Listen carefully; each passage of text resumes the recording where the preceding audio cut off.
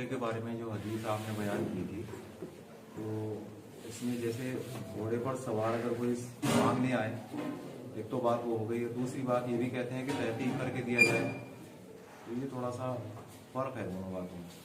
नहीं, देखो मैंने आपको ये बात बताई, एक तो होता है फर्ज सदका, उसके लिए तो आपको तस्दीक करनी ही है, वरना आपका अदा ही नहीं होगा अगर मुस्तहिक तक नहीं पहुंचा। उसकी लिस्ट सूरह तौबा की 60 नंबर आयत में अल्लाह ने उतार दी, 8 मदे बयान कर दी।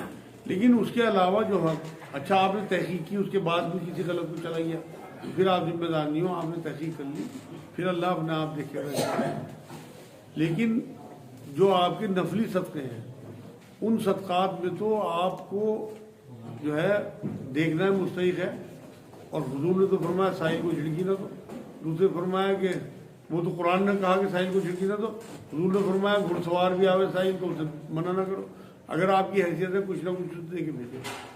वहाँ वो सदका जो है वो नफली सदका है, जिसमें आपको ज़्यादा तहकीक की ज़रूरत है। एक साहब ने बीच में इसी बात को लेके बताया था कि जैसे मांगने वाले रूटीन बना लेते हैं, रोज बैठते हैं, रोज मांगते हैं, तो ऐसे लोगों को ना दिया जाए, ये किसी साहब ने बात बताई है, क्योंकि ये इस तरीके से गलत मामला फैलेगा और फैल भी रहा है। इसी वजह से उनकी आदत बन जाती है, ये उन पर हम और फायदे के बजाय उन पर जुल्म कर रहे हैं, उन्हें देके उनकी आदत डाल रहे हैं।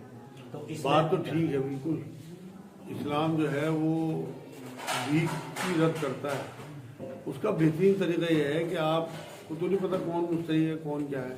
अगर कोई भूखा है या आपसे कोई मांग रहा है ना, इसका हल मैंने तो अपने दिमाग में ही निकाला और कुछ दिन अमल भी करा, फिर टूट जाता है कि आप या तो रोटियाँ बना के साथ में रखें या आप बिस्किट के पैकेट साथ में रखें अपने स्कूटर में या कहीं में। कोई मांगने वाला हो उसे बिस्किट का पैकेट दें, जैसी आपकी हैसियत हो। 5 रुपये 2 रुपये के पैकेट आते हैं, तो वो अगर आप उन्हें दोगे तो कम से कम वो खाने के काम आएंगे। उनके पैसे आप दोगे तो उसका वो मिसयूज़ कर सकते हैं, नशे में, सट्टे में, जुए में, कहीं में लगा सकते हैं। लेकिन खाना जो है वो कम से कम उनके पेट में जाए। मसलन कुछ औरतें बैठी होती हैं, उनके पास 2-3 बच्चे गोद के होते हैं, ऐसे में देख के दिल खाना दो ना, जाता है। फिर खाना दो, टाइम लगाना पड़ेगा। देखो इसके लिए आपको टाइम, बराबर में कहीं होटल दूर पड़े हो, आप 150 रुपये खाना ला के उन्हें दो। आप सुबह बैठती हैं फजर के बाद, नहीं तो आप जिम्मेदार नहीं हो, वो तो उनका धंधा है ना। ये तो प्रोफेशनल जो मांगने वाले हैं ना। में बैठती हैं उसी हाँ। फिक्स। नहीं तो आपको पता होना चाहिए कि आप क्या कर रहे हैं। तो आपका दिल अगर उनकी तरफ पसीजता है तो कम से कम आप उन्हें खाना दो। यही बात है। एक बात ये भी सुनते हैं कि दुनिया में जो कुछ होता है अल्लाह के हुक्म से होता है, तो जो क्राइम है, ऑफिशियल है या जो भी मामला है, इनका सवाल ये है कि ये सुनते हैं कि जो कुछ होता है अल्लाह के हुक्म से होता है, तो क्राइम वगैरह जो है ये क्या है, ये भी क्या अल्लाह के हुक्म से होते हैं? माज़अल्लाह भाई, वो ये नहीं है कि अल्लाह के हुक्म से होता है, बल्कि वो अल्लाह के इल्म में है सारा कुछ जो होता है। अल्लाह हुक्म नहीं देता किसी को क्राइम करना है कि तू ज़िना कर ले, तू चोरी कर ले, बल्कि अल्लाह को पता है सारा कि ये करेगा। एक बार शायद तकदीर के बारे में मैंने जब आपको एक प्रोग्राम किया था, उसमें वजाहत के साथ सारी बात खोल दी थी। अल्लाह के हुक्म से नहीं होता, बल्कि अल्लाह के इज़्न, अल्लाह की इजाज़त से। अल्लाह चाहे तो वही रोक दे ज़िना करने वाले को, लेकिन उसकी जो पॉलिसी है यहाँ पे एग्ज़ाम की, जो आजमाइश की, वो ख़त्म हो जाती है। फिर तो जबरन तो अल्लाह सबको ईमान में लिया है, एक भी काफिर ना हो पूरी दुनिया में। अल्लाह की ज़मीन पे अल्लाह का कानून चले, लेकिन अल्लाह ने छूट ही इसीलिए दे रखी यहाँ इंसान को कि ये देखना चाहता है अल्लाह को कोई क्या करता है। हालांकि अल्लाह को पता है, लेकिन कम से कम उससे वो करा के यहाँ से 60-70-80 साल की ज़िंदगी में फिर उस पर हुज्जत कायम होगी। वहाँ वो अल्लाह पे उंगली ना उठा सके कि तू ना इंसाफ है, मैंने तो ये करा ही नहीं। तो पहले बनाया रूहों को, उन्हें देखा कि क्या क्या करेंगी, उनके गले में वो चिप डाल दी जो तकदीर कहलाती है। उसके बाद उन्हें उसी छूट के साथ यहाँ भेज दिया, एक रूह को बना के देख लिया कि क्या क्या करेगा।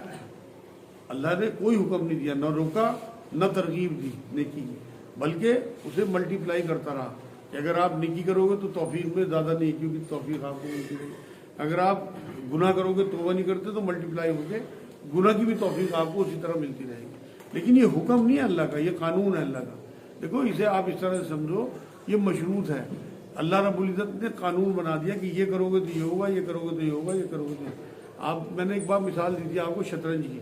आप शतरंज खेलते हो तो आपको सामने वाले की चाल चलने से पहले दिमाग में आता है कि इनने अगर घोड़ा चला तो मैं चल दूंगा, इनने अगर प्यादा यहाँ बढ़ाया तो मैं ये चल दूंगा, इसने अगर अपने वजीर को यहाँ लाया तो मैं बादशाह से मार दूंगा। आपका जहन चारों तरफ चलता है। तो अल्लाह रब्बुल इज्जत ने कानून बना दिया है, ये होगा तो ये हो जाएगा, ये होगा तो ये हो जाएगा, ये होगा तो ये हो जाएगा। लेकिन वो कानून है, हुक्म नहीं है अल्लाह का। अगर हुक्म से वो करेगा तो फिर तो मादल्ला अल्लाह जालिम हुआ, हम सारे मासूम हुए। फिर तो वो करा रहा हमसे सारे गुनाह, फिर हमारी क्या इसमें रह गई। सवाल यह है कि जनाजे की नमाज में 8-10 साल के बच्चे भी शामिल हो जाना तो हो सकते हैं, और जिन पे मैयत की दुआ नहीं आती वो पेश इमाम के पीछे जनाजे की नमाज पढ़ सकते हैं। उनका सवाल यह है कि मैयत में 8-10 साल के बच्चे भी शामिल होते हैं और जिन्हें नमाज नहीं आती, क्या वो पेश इमाम के पीछे पढ़ सकते हैं? बिल्कुल पढ़ सकते हैं भाई। आप ये नियत कर लें कि जो पेश इमाम साहब की नियत है, जो ये पढ़ रहा है, उसमें मेरा भी इनका हिस्सा है और बच्चे भी शामिल हो सकते हैं। नबी ने फरमाया हाँ 7 साल के बच्चे को नमाज पढ़ाओ, हदीस है तो बिल्कुल हो सकते हैं। पीछे आगे का भी नहीं है भाई, ये बता दूंगा आपको। ये सिर्फ हनफी मसलब के लोगों में यहाँ हमारे खित्ते में है, ये लोग बच्चों को अगली सफ में नहीं खड़े होने देते, पीछे हटाते हैं, हाथ भी पकड़ के घसीट देंगे। ये मेरे नज़दीक तो गुनाह है, उनका दिल तोड़ना है बच्चों का, उन्हें हकीर बताना है कि आप हकीर हो, आप क्यों आए अगली सफ में। कभी नबी ने ये काम नहीं किया। अन्ना आप अरब में आप काबे में पहली सफ में खड़ा कर दो बच्चे को, अगर कोई हटा दे वहां से ना, उसमें तो शरीयत है ही नहीं, उसे सिर्फ प्रैक्टिस करानी ना। अभी जब बालिग होगा जब उस पर फर्ज होगी। क्या हर नमाज के लिए नया वजू करना है? इनका सवाल यह है क्या हर नमाज के लिए वजू करना जरूरी है? नहीं, बिल्कुल भी नहीं। अगर आपका वजू है तो एक वजू से आप बहुत सारी नमाजें पढ़ सकते हो। लेकिन वजू जो है वो एक ऐसी नेमत है, एक ऐसा नूर है अल्लाह का कि जितना आप करोगे उतनी आपको नेकी मिलेगी, उतनी चमक आपकी बढ़ेगी। तो अगर आप हर नमाज के लिए वजू होते हुए भी वजू कर दोगे तो आप यकीन करो कि बहुत आपको बड़ी नेकी मिलेगी। जो ज़कात देते हैं, लेकिन कुछ मदारिस में हमने देखा कि वो तबलीग करा लेते हैं, तो ये तबलीग क्या है? इनका सवाल यह है जो ज़कात देते हैं तबलीग कराते हैं, तबलीग क्या है? तबलीग बहाने को कहते हैं, वो हिला किसी चीज को मतलब घुमा के उसे पेश कर देना। तो ये अल्लाह का फर्ज है अल्लाह की तरफ से, क्योंकि सूरह तौबा की 60 नंबर आयत में इसे फर्ज करार दिया ज़कात को अल्लाह ने। तो इसमें मेरे नजदीक हिला ठीक नहीं है। फर्ज चीजों यहाँ कराते हैं जो भाई उन्हें पता होगा वो अपना आप निपटेंगे अल्लाह से, मेरे नजदीक तो ठीक नहीं है। लेकिन तबलीग हिलो कहते हैं बहाने को, ये बहानेबाजी है अल्लाह की। एक सवाल यह है कि क्या किसी कौम को फरमाइश पर मौजूदा मिला है? क्या सवाल है? क्या इनका सवाल है, हाँ ठीक है। इनका सवाल है किसी कौम को फरमाइश पे मौजूदा दिया अल्लाह ने? नहीं दिया, बिल्कुल दिया। सवाल अलैहिस्सलाम की कौम को उनके कहने पे ला के दिखाओ मौजूदा, मान लेंगे हम। लेकिन जब ऊँटनी आ गई तो नहीं मानना, काट दिए थे। फिर उसके बाद अजाब आया तो मांगने में मौजूदा मिला है। ऊँटनी पहाड़ एक बेटी हो और शौहर हो तो बेटी को सारा माल कैसे दे सकते हैं? इनका सवाल यह है किसी औरत के एक बेटी और शौहर हो और वो चाहे कि मरने के बाद मेरा सारा माल मेरी बेटी को चला जाए तो किस तरह दे? अपनी जिंदगी में दे दे उसे, खुद अपनी मिल्कियत खत्म कर दे, यही हल है। क्योंकि वसीयत तो कर नहीं सकती, किसी वारिस के लिए कोई वसीयत नहीं है। लेकिन वो जब तक जिंदा है वो अपने माल की मालकिन है। तो अगर अपने शौहर को नहीं देना चाहती है और उसे लगता है मेरे शौहर के पास पहले से माल काफ़ी है और मेरी बच्ची गरीब है, मेरा दौलत गरीब है, तो वो अपनी ज़िंदगी में उनके हवाले कर दे। थोड़ा बहुत माल अपने पास रख के बाकी सब अपनी बेटी को दे, क्योंकि वारिस के लिए वसीयत नहीं है, एक गुनाह है। कुरान में अल्लाह रब्बुल इज्जत ने विरासत तय कर दी। तो विरासत जब अल्लाह ने तय कर दी तो अब हमारी क्या मजाल कि हम उसमें वारिस तय कर दें जब अल्लाह ने तय कर दिया। अगर किसी शौहर का इंतकाल हो जाए तो कितने पीरियड तक की उसकी इज्जत में रहना है, या किसी को तलाक मिल जाए तो कितने पीरियड में? इनका सवाल यह है किसी का शौहर अगर इंतकाल कर जाए तो कितनी पीरियड की इज्जत है, और अगर तलाक हो तो कितनी पीरियड की इज्जत है। भाई देखो ये तो कुरान की आयतें हैं। 4 महीने 10 दिन की इद्दत फौतगी की, अगर किसी का शौहर जो है वो फौत हो जाए तो 4 महीने 10 दिन, और अगर तलाक हो तो 3 हैज की इद्दत है। तलाक अगर मर्द देगा तो 3 हैज की इद्दत है, चाहे वो 3 हैज 2 ही महीने में आ जाए उसे। और अगर औरत खुद तलाक लेगी तो 1 महीने की सजा, मतलब खुला अगर लेगी। अगर किसी औरत का कोई महरम ना हो, शौहर का इंतकाल हो जाए और कोई महरम नहीं है, उसके इंतकाल के बाद शौहर के भांजे या भतीजे को तस्लीम करा सकते हैं। इनका सवाल यह है कि किसी औरत का कोई महरम ना हो और शौहर का इंतकाल हो जाए और उसके बाद उसके शौहर के भांजे भतीजे क्या उस औरत की तस्लीम करा सकते हैं? बिल्कुल, ये तो मजबूरी का मामला है। अगर भांजे भतीजे भी ना हो शौहर के तो मोहल्ले के लोग, बस्ती के लोग भी तस्लीम करा सकते हैं। कोशिश ये करें कि ज़्यादा से ज़्यादा जिस्म को बिल्कुल भी हाथ न लगे, मतलब इस तरह के कपड़ों का इंतजाम किया जाए, चादरों का, कि चादरों से उसे कब्र में उतारा जाए, लेकिन कब्र उसे मिलनी ही चाहिए, ये तो उसका हक है। बिजली चुराना कैसा है? इनका सवाल है बिजली चुराना कैसा है? हराम है भाई, बिल्कुल हराम। चोरी तो इस्लाम में हराम है। आप ये देखिए, बिजली एक सर्विस है, जैसे आप मोबाइल रिचार्ज कराते हो, जितना आपको यूज़ करना होता है उतना ही रिचार्ज करते हो, इसी तरह बिजली का मामला है। अगर आपकी हैसियत ज़्यादा नहीं है तो आप एक पंखे में सारा घर सो जाओ, एक बल्ब में सारे घर, क्योंकि अगर आप चोरी करते हो तो आप उसका मिसयूज़ बहुत ज़्यादा करते हो।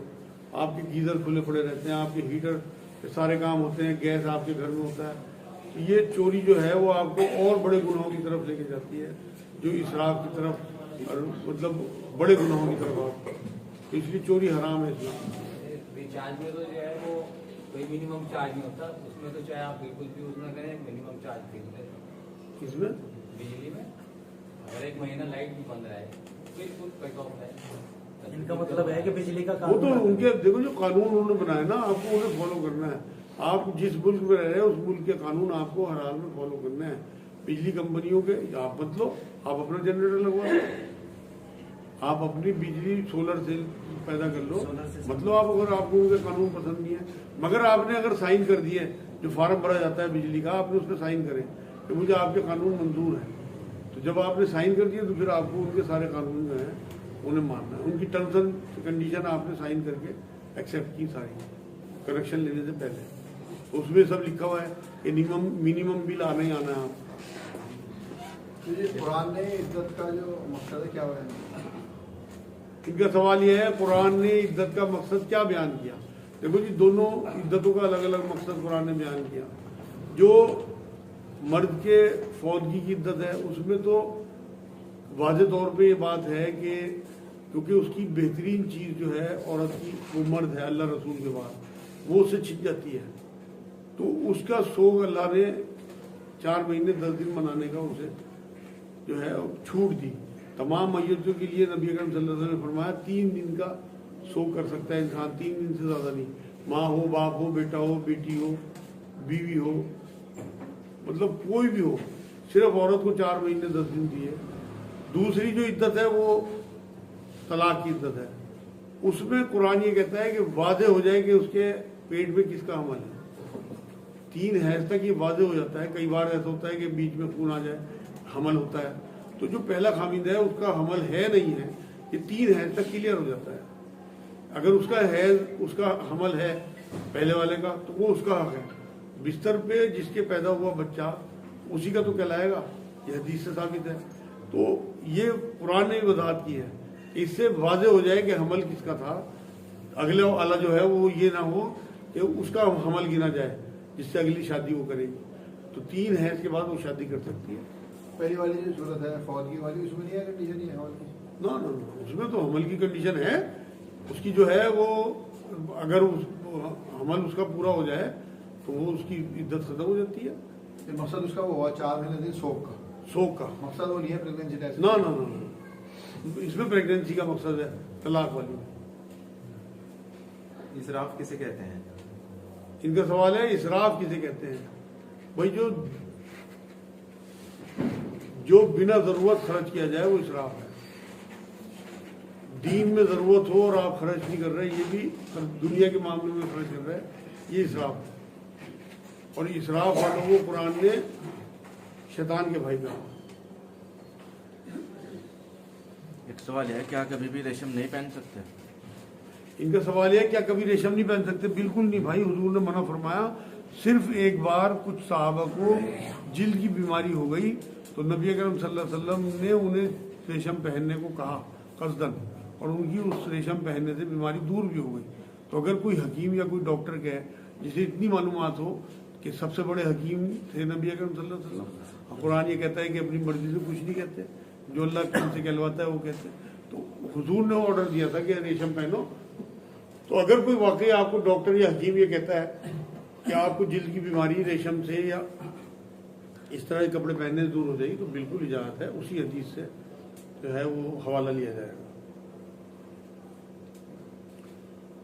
और किसी जहन में कोई बात हो? टाइम क्या हो गया? खाना आ गया?